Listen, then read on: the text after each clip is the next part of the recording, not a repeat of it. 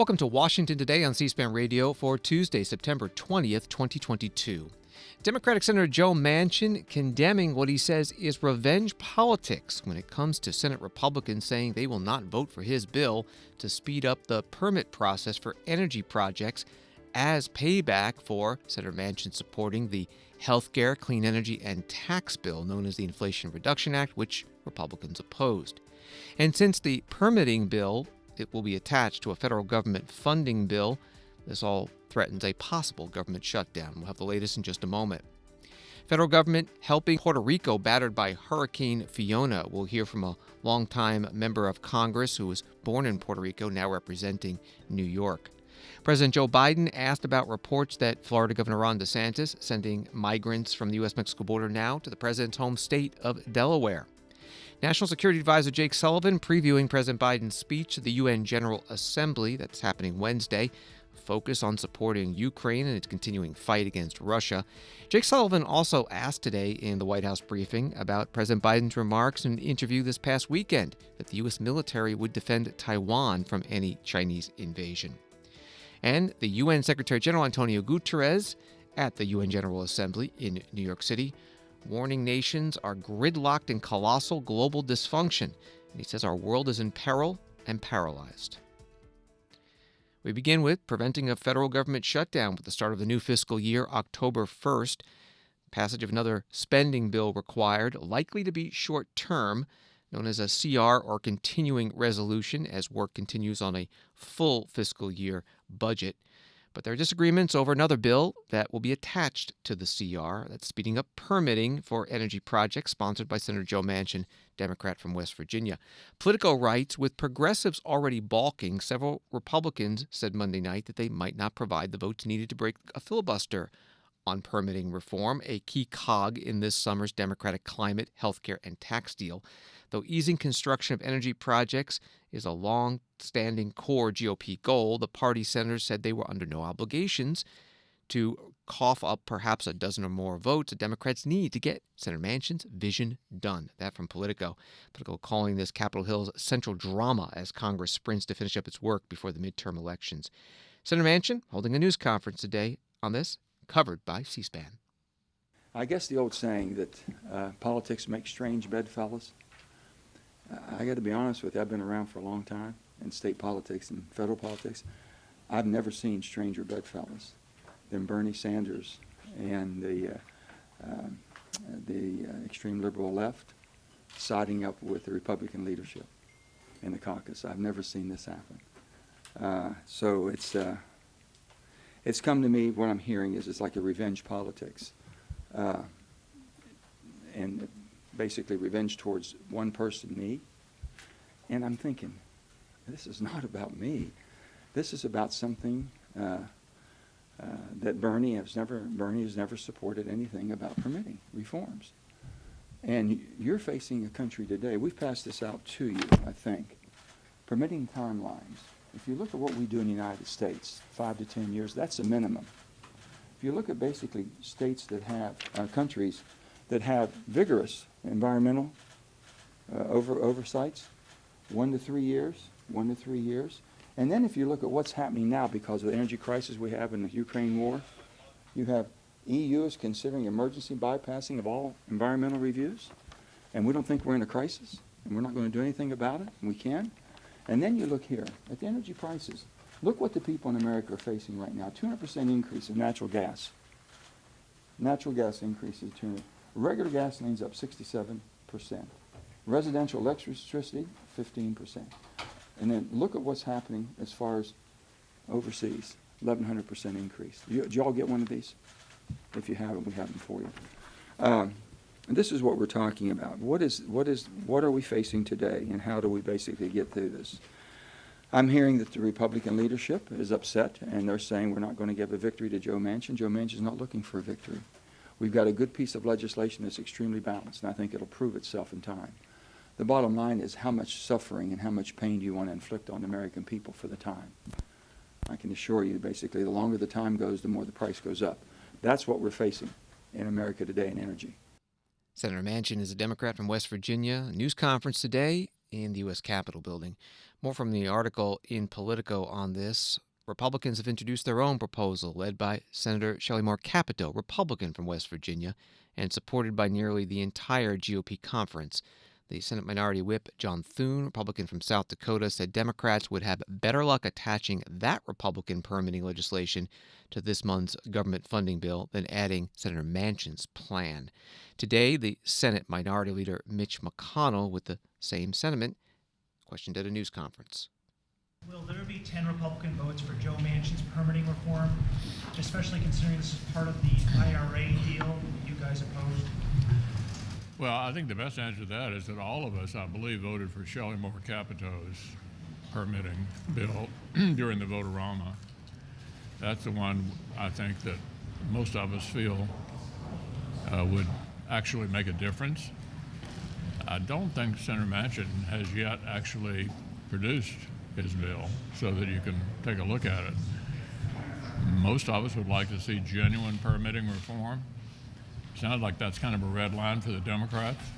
Whether they would ever accept this or not is unclear. You'd have to ask Schumer. Senate Minority Leader Mitch McConnell, Republican from Kentucky, speaking with reporters after the Tuesday afternoon closed-door lunches. Republicans and Democrats hold separate lunches and then hold their news conferences. Senator Manchin saying today that the details of his energy permitting reform bill will be released tomorrow, Wednesday, and that he expects the Senate debate and votes on the bill combined with the short-term government funding bill, the CR, will happen next week. The Senate Majority Leader Chuck Schumer asked about all this today at his news conference. This permitting reform is part of the IRA, and I intend to add it to the CR and get it done. Yes. Are there any circumstances whatsoever that could be taken out of the CR? I told you. But you said that for 2 weeks. I'm just getting I'm clarity. saying I'll say it for 2 weeks in one day. Next. So the Republicans are saying they're not going to support the CR if it has the Manchin-driven energy permitting proposals. What do you say to that? There's no reason Republicans shouldn't support it, and I hope they do. Senate Majority Leader Chuck Schumer with reporters. Expected to be included in the CR in addition to the permitting reform. About $12 billion in supplemental funding for Ukraine to continue its fight against Russia's invasion. Also about $6 billion for disaster relief. Expected not to be included, $22 billion for COVID response and $4.5 billion to fight monkeypox that the Biden administration requested, that due to Senate Republican opposition. Washington Post writes that President Biden's surprise declaration that the coronavirus pandemic is over has thrown a wrench into the White House's efforts to secure additional funding to fight the virus and persuade Americans to get a new booster shot, while fueling more Republican criticism about why the administration continues to extend a COVID emergency. President Biden said on the CBS program 60 Minutes that aired Sunday, "We still have a problem with COVID. We're still doing a lot of work on it, but the pandemic is over." And that led to these questions at today's White House briefing to the press secretary, Karine Jean-Pierre. The top Senate Republican on the Health Committee sent a letter to the White House related to the President's comments about the pandemic being over on 60 Minutes, saying there are contradictory policies in place. If that's the case, non-offset emergency funding, enforcement of vaccine mandates, continued federal emergency declarations, does the White House have a response to that in terms of where policies currently stand? So the President said, and he was very clear in his 60 Minutes interview, that COVID remains a problem, and we're fighting it, and we have to continue to make sure that we are fighting this once in a generation pandemic. And so here's the thing. What he believes is we can acknowledge that the massive amount of progress that we have made. Just think about where we were when this president walked into this administration, where, again, a response to this once-in-a-generation pandemic was mismanaged by the last administration. Now, if you look at today, 220 million people are fully vaccinated, and now we are in a place where it is a lot more manageable, where we know what works. There are tests, there are treatments, their vaccine, as I just laid out. So we know what works. We know the tools that are out there to fight COVID. And for over 6 months, Congress has been made abundantly aware, as have all of you. You've heard us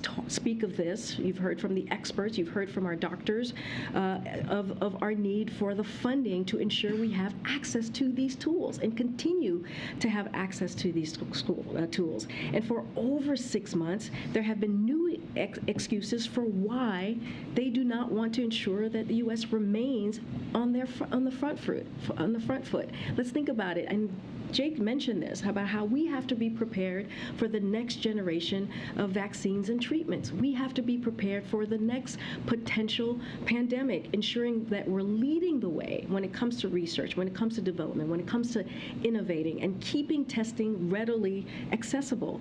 So ultimately, if we lose these things, we have to ask them, we have to ask Republicans, why didn't they act? And so that is how we're going to continue to move forward on this. We believe this COVID funding is incredibly important for how we move into the future in fighting pandemics. White House Press Secretary Karine Jean-Pierre in the White House briefing room. She referred to Jake, that's the National Security Advisor Jake Sullivan, who joined her at the briefing. On Capitol Hill, this from Senator Roy Blunt, Republican from Missouri. The administration is making it incredibly difficult to know what the message is moving forward on the pandemic that's no longer a pandemic, but we still need, according to them, the emergency powers that you'd have in a pandemic. And that does allow things like forgiving student loans. Well, actually, it allowed specifically postponing the collection of student loans, and they decided, well, we'll just postpone the collection permanently, which is a stretch of that authority, even if it was in existence. But why you need to continue to have the emergency authorities you have in a pandemic when the pandemic is over, or why you need billions of dollars to buy vaccines that are no longer provisionally available, but could be bought by whatever your health care program that you're on now, just like your flu shot can.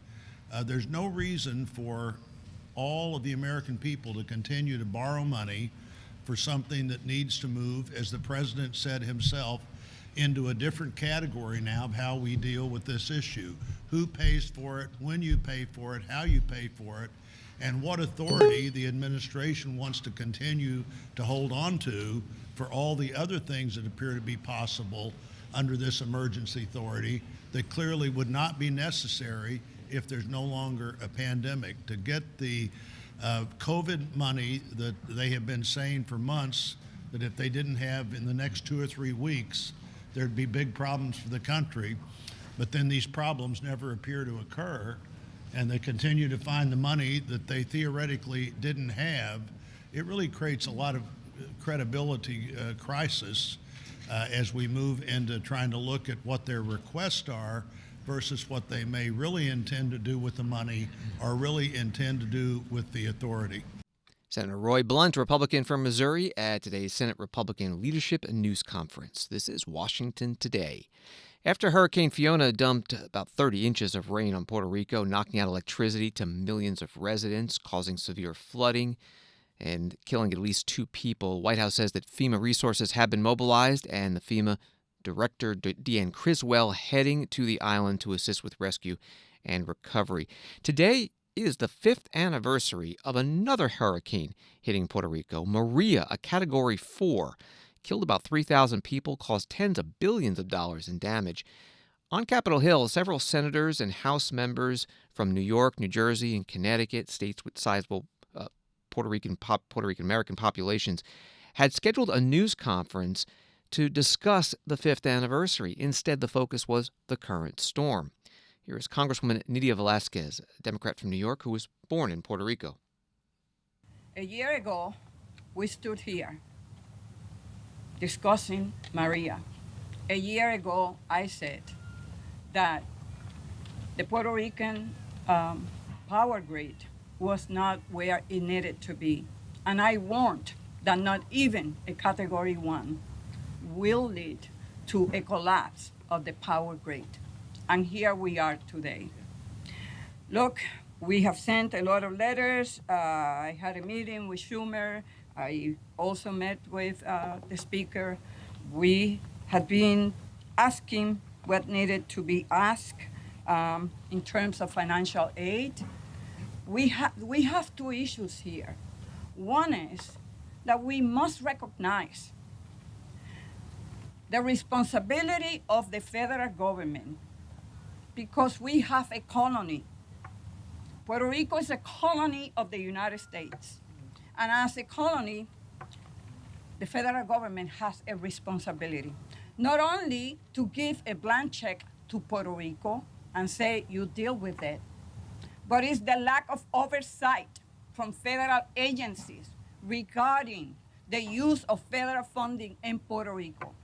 And because of that, today, 89.5% of the Puerto Rican people have no electricity. They have no water. People are, I don't know how many people have died already, and we don't know how many lives will be lost as a result of Fiona. So I am asking the U.S. Congress to pass a supplemental to provide the assistance that Puerto Rico needs. We don't know yet how much it has to be provided.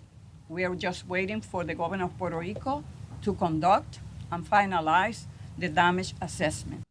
Congresswoman Nydia Velázquez, Democrat from New York, at a news conference outside the U.S. Capitol building in Washington, D.C., along with other House members and senators supporting this and some activists there. Again, they had scheduled this news conference talking about the 5th anniversary of Hurricane Maria hitting Puerto Rico, instead talking about Hurricane Fiona that just hit the island.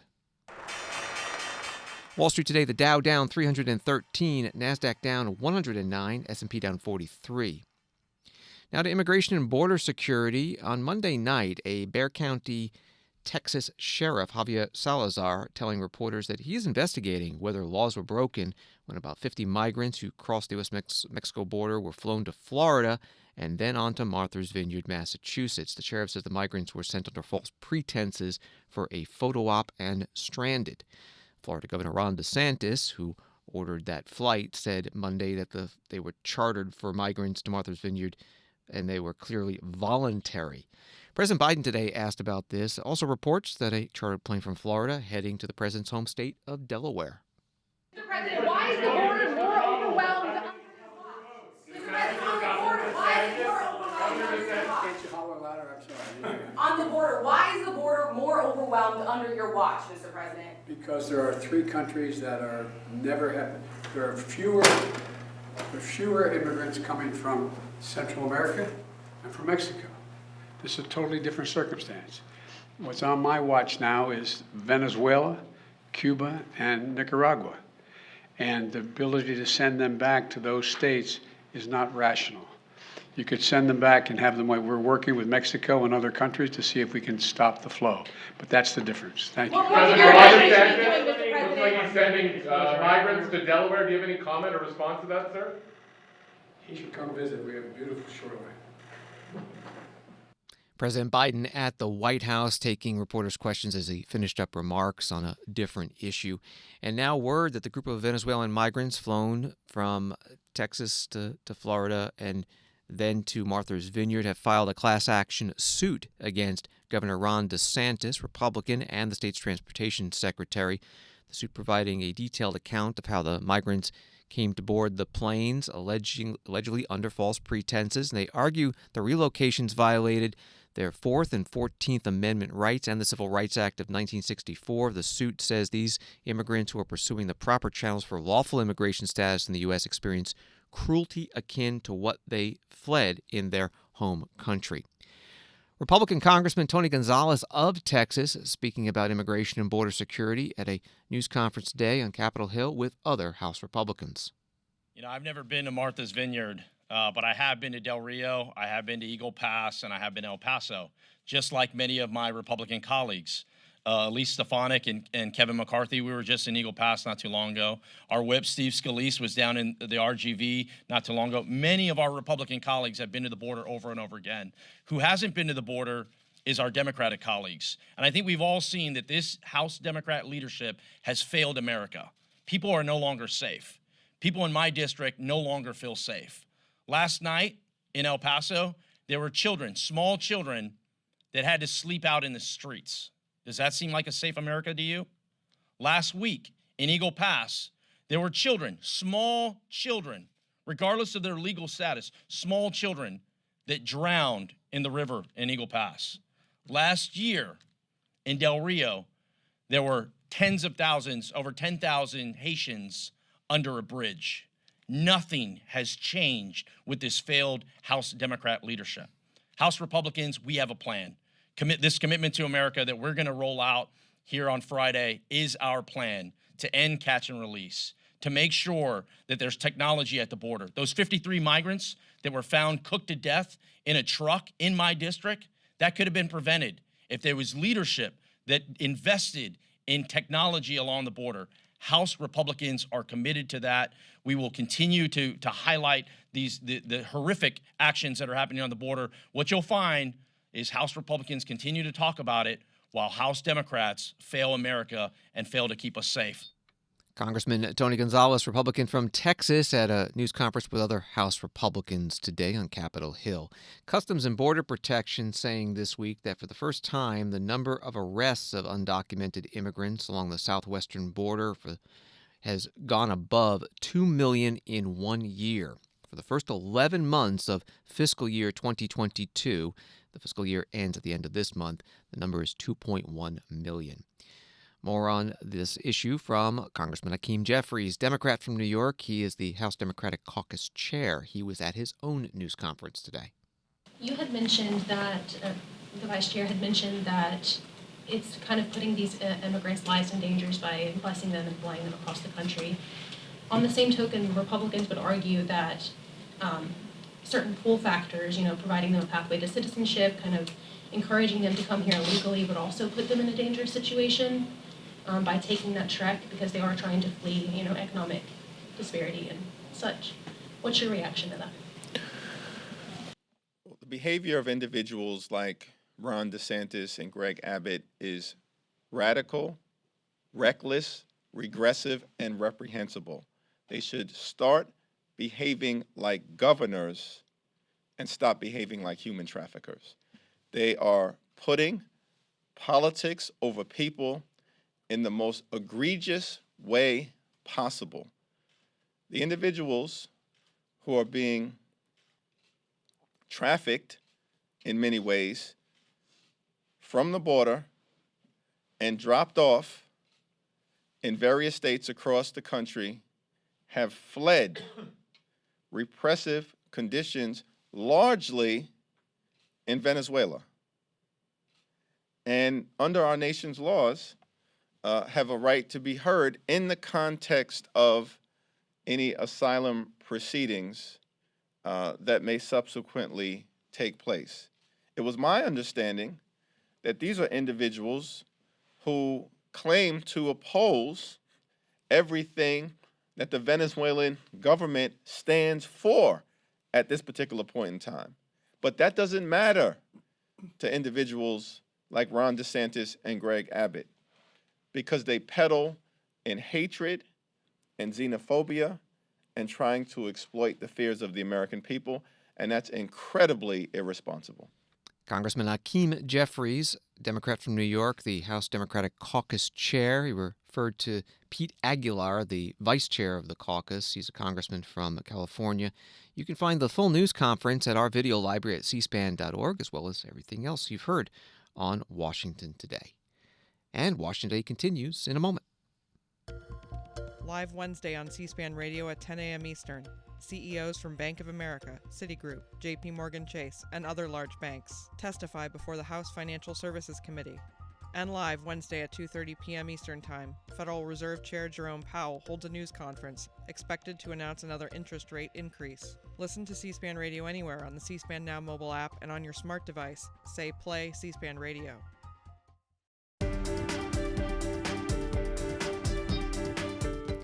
Welcome back to Washington Today, available as a podcast on the free C-SPAN Now mobile video app and wherever you get your podcasts. President Biden off to New York City this evening for the UN General Assembly. It's the 77th session since the UN's founding in 1945. General Assembly is already underway. President Biden will be giving his major speech on Wednesday. It's a day later than usual custom, but President Biden just got back from London for the funeral of Queen Elizabeth II. President Biden also planning to meet with the new British Prime Minister, Liz Truss, while in New York City. A preview today of the trip from the National Security Advisor Jake Sullivan in the White House briefing room. As you all know, this evening, President Biden will board Air Force One for New York to participate in the UN General Assembly tomorrow. And we believe that the president heads to New York with the wind at his back. We're making historic investments here at home. Our alliances are as strong or stronger than they have been in modern memory. Our robust united support for Ukraine has helped the Ukrainians push back against Russian aggression. And we're leading the world in response to the most significant transnational challenges that the world faces, from global health to global food security to global supply chains to tackling the climate crisis.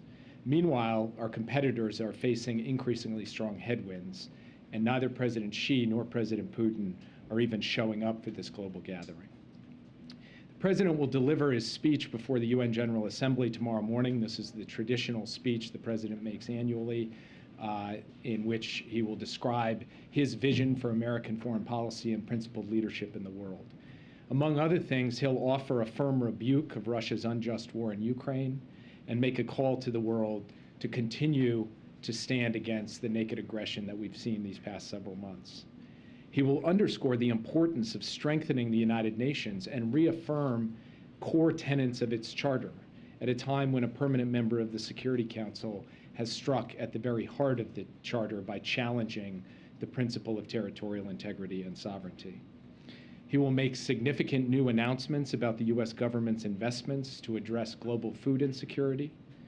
And he'll lay out in detail how the U.S. has restored its global leadership and the integrity of its word on the world stage by delivering on the promises that we make and that he has made as president on global health, on climate, on emerging technologies, and so much else.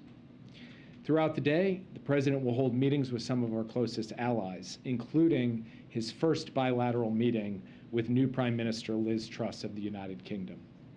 In the afternoon, he will host the pledging session for the Global Fund to fight HIV/AIDS, tuberculosis, and malaria for the 7th Replenishment Conference. The Global Fund enables programs that prevent, detect, and treat the deadliest diseases that we face and ensure countries have the resources they need to build strong, resilient health systems within their communities for today and for the future. We expect that this pledging conference will produce a historic outcome in terms of the commitments made, financial commitments made by our partners and by the United States. In the evening, President Biden and the First Lady will host the Leaders' Reception, where they have invited almost every head of delegation from around the world, including some of those few remaining leaders that he has not yet had the opportunity to meet. The National Security Advisor Jake Sullivan today in the White House briefing room in Washington. He also took reporters' questions on a variety of issues, one about U.S. relations with China, and President Biden saying in an interview that aired on CBS's 60 Minutes program on Sunday that the U.S. military would defend Taiwan, quote, if in fact there was an unprecedented attack. Can you walk us through how the president's explicit commitment to U.S. defense of Taiwan in the event of an attack by China is not a policy shift from what the U.S. has long held when it comes to Taiwan? Well, as the president said in his interview on 60 Minutes, we continue to stand behind the one China policy. We continue to stand against unilateral changes to the status quo, and we continue to stand for peace and stability across the Taiwan Strait. The president has reiterated those basic commitments on every occasion that he's talked about Taiwan, including in this interview where he specifically and emphatically and unequivocally reinforced and reiterated the one China policy. He was asked a question, a hypothetical question in this interview. He was asked a very similar question back in Tokyo in May. He gave a similar answer in Tokyo in May that he gave in the 60 Minutes interview. After that answer in Tokyo, someone said specifically to him, have you just announced a major policy change? And he said, no, I have not. I've answered a hypothetical question. I have not announced a policy change. When the President of the United States wants to announce a policy change, he will do so. He has not done so. Can I ask real quick, though, as a follow-up, is there a strategic effort here when it comes to deterrence? Is the President delivering an explicit message by answering a hypothetical, which he often doesn't? Well, all I will say is the President is a direct and straightforward person. He answered a hypothetical. He's answered it before in a similar way, and he has also been clear that he has not changed U.S. policy towards Taiwan. He stands behind the historic U.S. policy towards Taiwan that has existed through Democratic and Republican administrations and has helped keep peace and stability across the Taiwan Strait for decades. National Security Advisor Jake Sullivan with reporters in the White House briefing room today. After President Biden made those remarks on the 60 Minutes program on CBS on Sunday, a Chinese Foreign Ministry spokesman saying that China has lodged stern representations with the U.S., a form of protest, and saying we are willing to do our best to strive for peaceful reunification. At the same time, we will not tolerate any activities aimed at secession. Reports that areas of Ukraine controlled in whole or part by Russia in the eastern and southern parts announcing plans to vote on whether to become part of Russia. Referenda could start on Friday in Donetsk, Luhansk, Kherson, and Zaporizhia. At the Pentagon today, a question to the press secretary, Pat Ryder, about the U.S. response if these referenda pass and Russia considers attacks on them to be attacks on Russia. It seems a number of referendums are being prepared for territories inside Ukraine that are being controlled by Russia or separatists that are supported by Russia.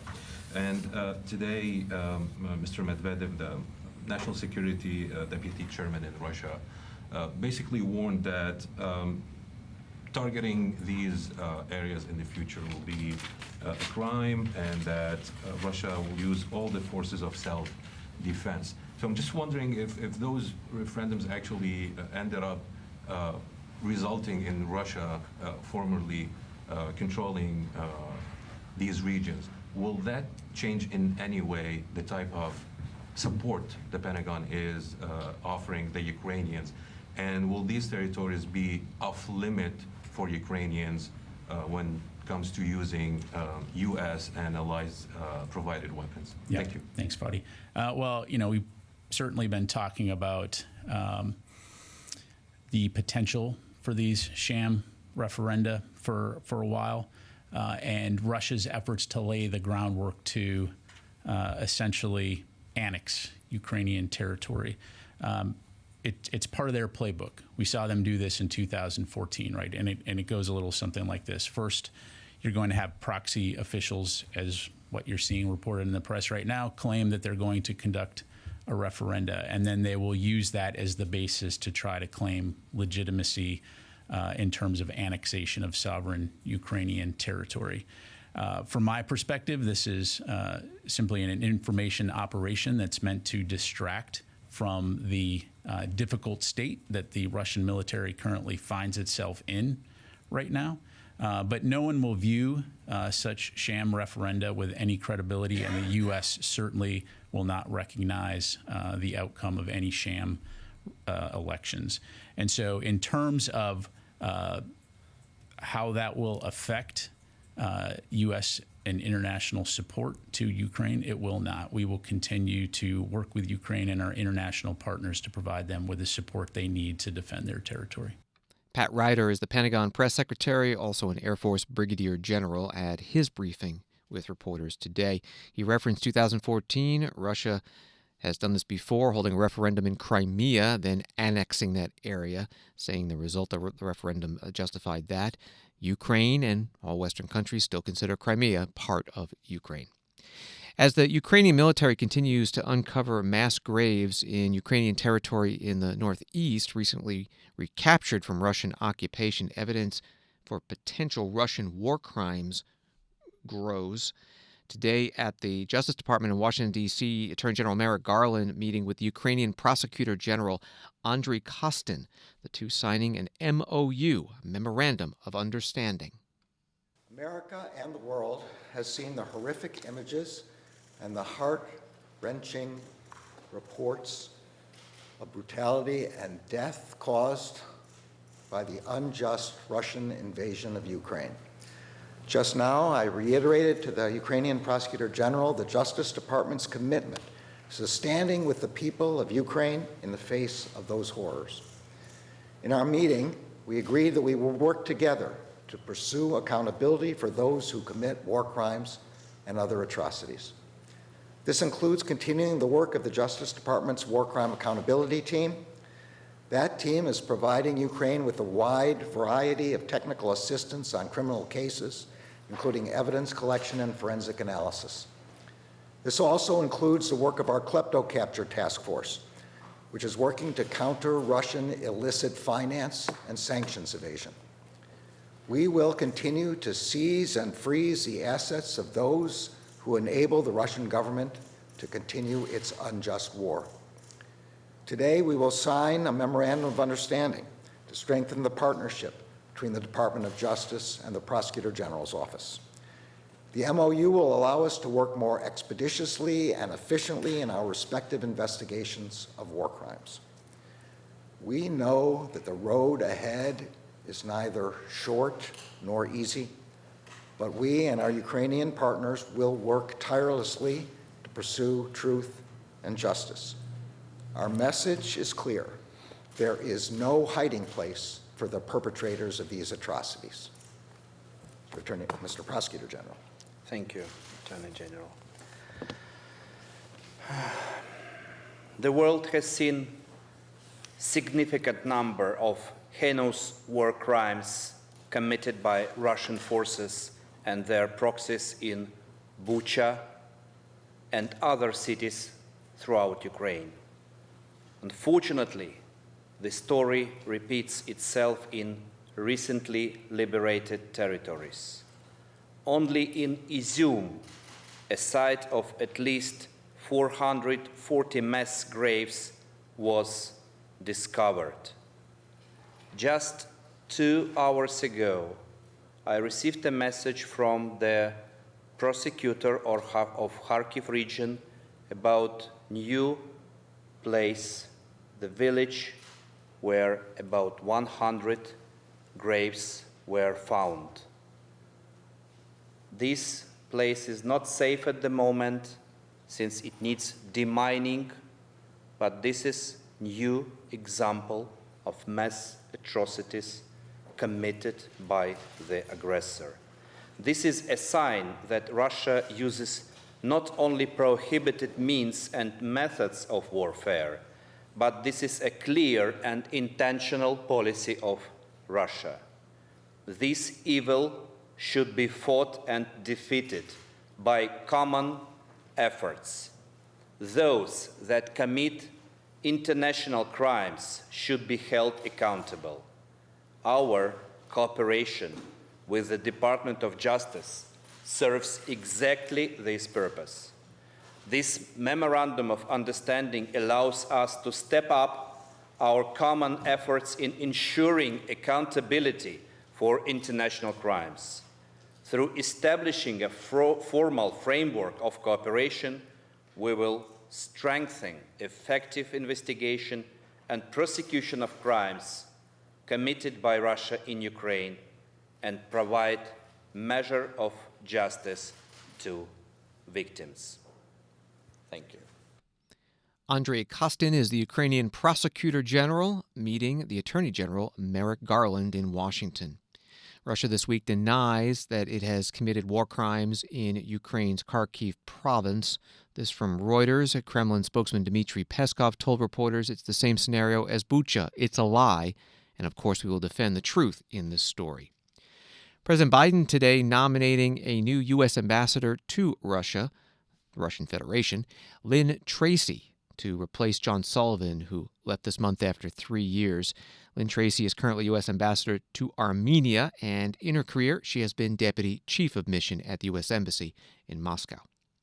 As mentioned earlier in this program, the UN General Assembly beginning at the UN in New York City. The first speaker today was The UN Secretary General Antonio Guterres, who issued a warning to member countries that the global body was not fulfilling its mission to confront common challenges facing the planet.